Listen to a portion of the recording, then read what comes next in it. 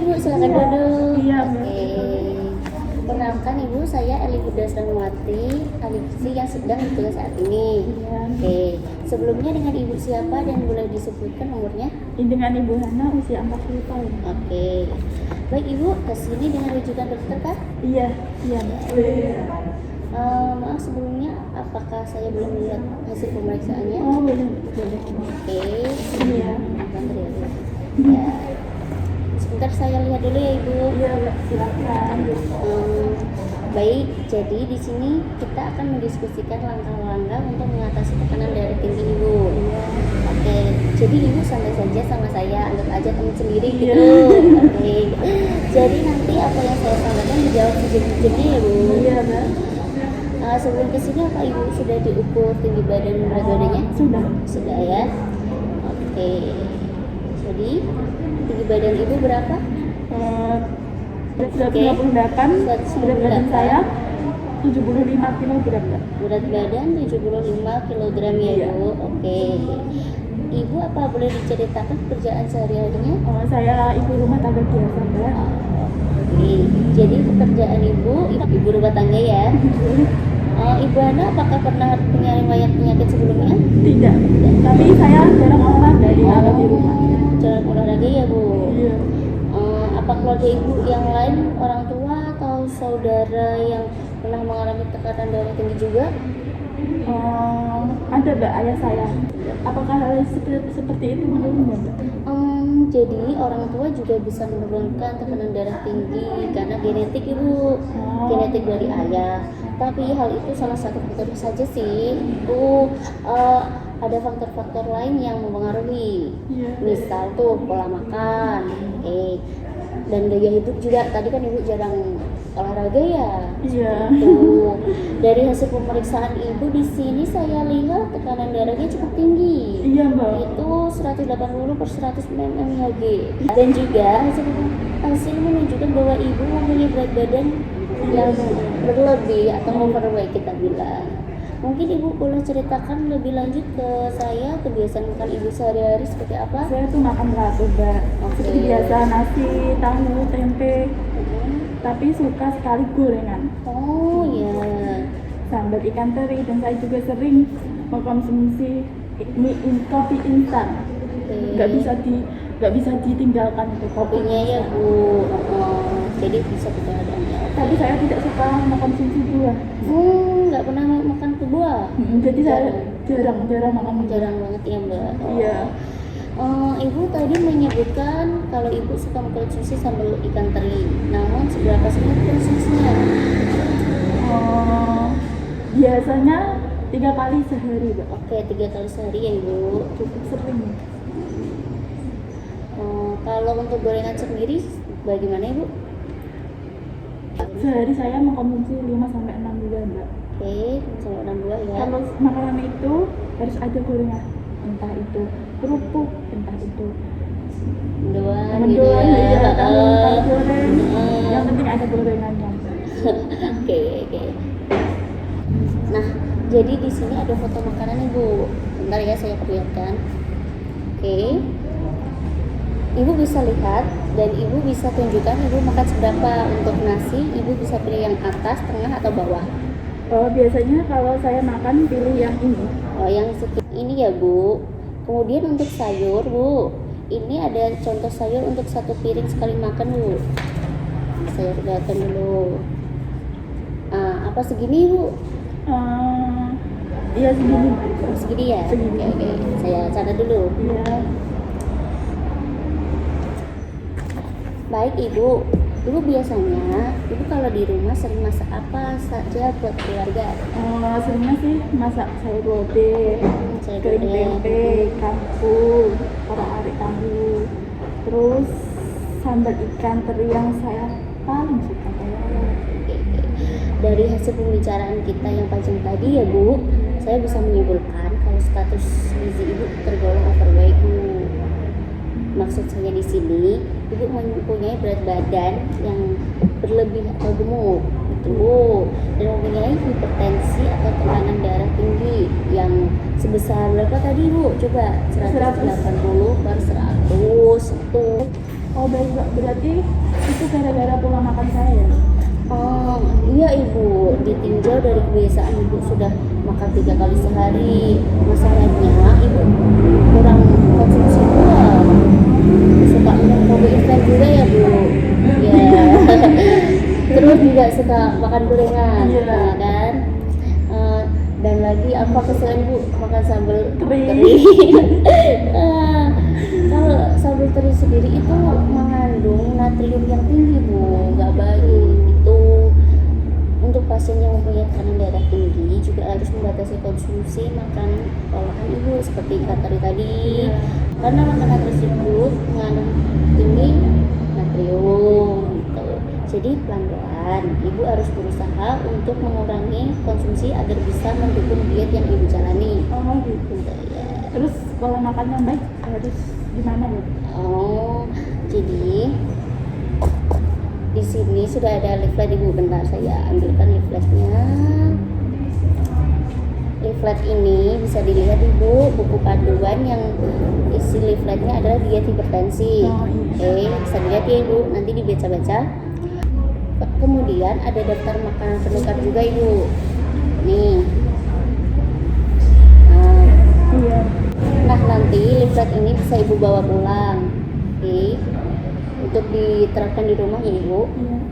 Sebelumnya saya jelaskan terlebih dahulu ya bu, diet hipertensi dan kelebihan berat badan yang ibu akan jalani ini sebelumnya prinsipnya adalah menerapkan makanan bergizi seimbang bu. Iya. Oke, maksudnya di sini dalam sekali makan ibu harus ada makanan pokok seperti nasi, kentang, lauk, lalu harus ada sayuran dan lauk. Oh.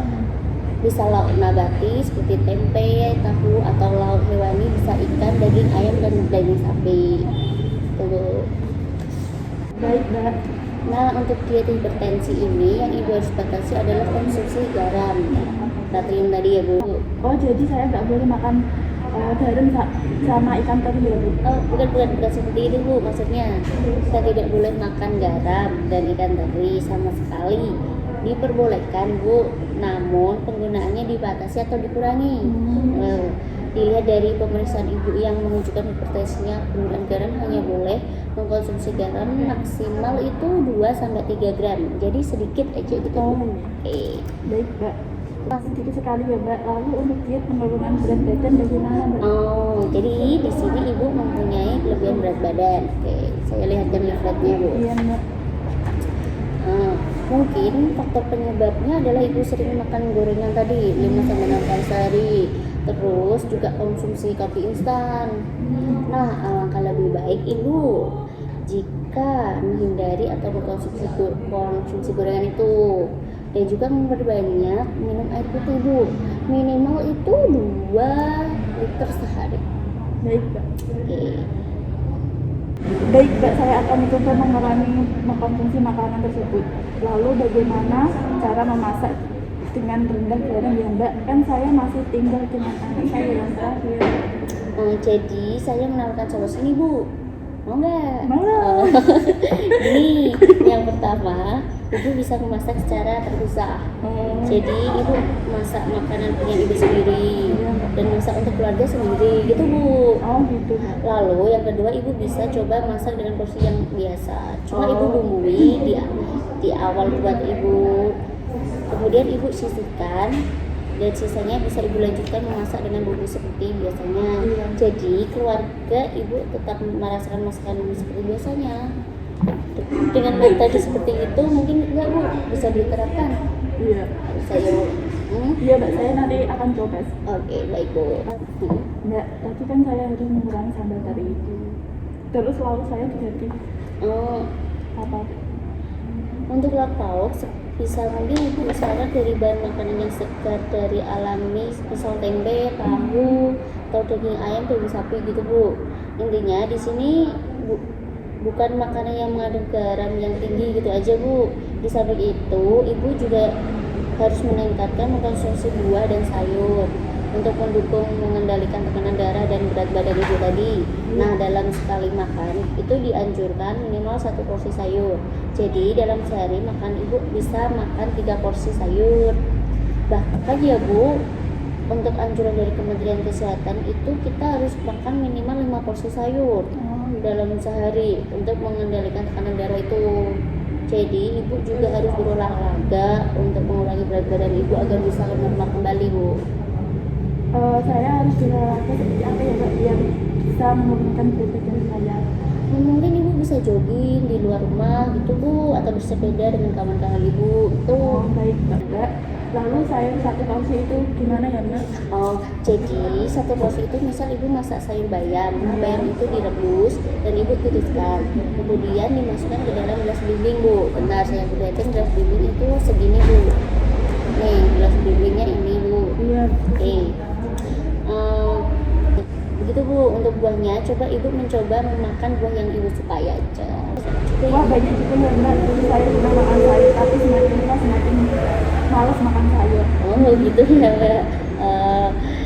Jadi ibu bisa coba dengan makan sayuran yang paling ibu sukai. Misal hari ini makan sedikit dulu, lalu besoknya coba porsi makan ditambah sampai mencapai anjuran. Baik Mbak, saya akan mencobanya nanti. Oke, baik Ibu. Di sini ada leaflet bahan penukar.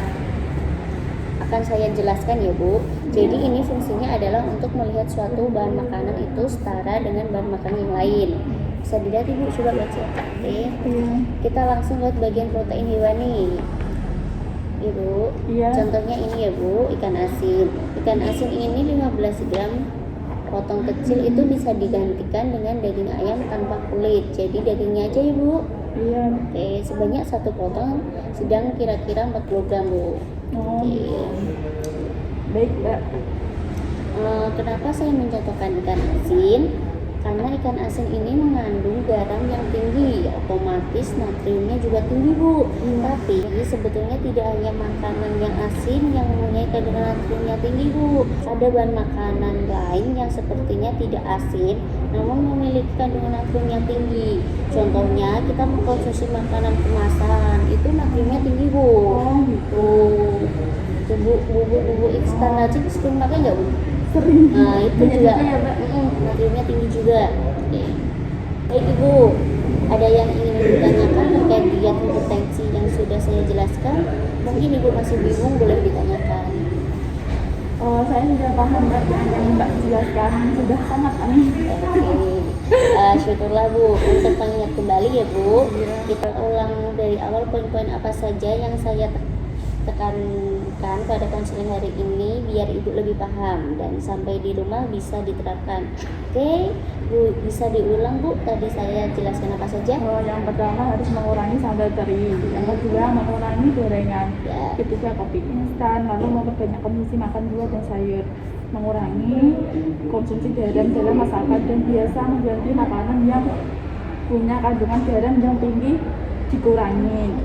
Terus berolahraga, misalnya kayak jogging, minum air putih yang banyak. Ya, Bu. Betul sekali, Bu. Penjelasan sudah sangat lengkap dan sudah memperlihatkan kalau Ibu sudah paham. Saya berharap dengan penjelasan ini lebih termotivasi ya, Bu. Untuk asupan cairan, berusaha untuk memenuhi kebutuhan minum air putih 8 gelas agar peredaran darah Ibu semakin lancar dan mendukung diet hipertensi dan penurunan berat badan Ibu ya. Baik. Oke. Untuk konseling hari ini kira-kira sudah cukup sekian. Untuk 2 minggu lagi, bagaimana kalau kita melakukan konseling lagi, Bu, untuk mendiskusikan kira-kira Ibu mengalami hambatan apa selama 2 minggu ke depan agar kita bisa mencari solusi yang bersama-sama. Gimana, Bu? Baik Mbak, nanti saya usahakan ya. Oke. Baik Ibu, apabila ada salah kata saya mohon maaf.